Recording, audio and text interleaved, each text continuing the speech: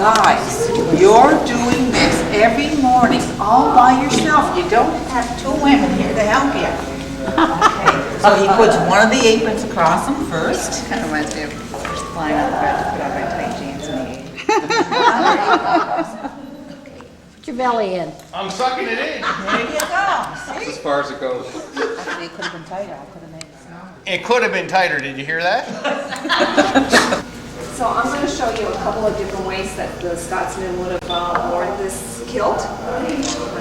My name is Scott too, by the way, so it sort of works. So we're going to tuck, they used to tuck this into the rawhide.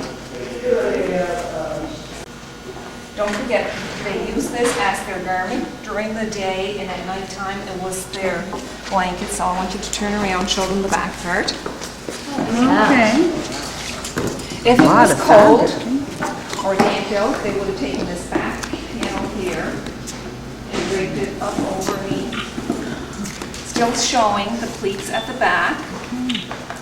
If they were just sitting around the fire at nighttime, they would have just worn it like that. If they were doing work and they were cold and damp, they would have taken it and made a knot across their chest here. So another way that they would have worn it.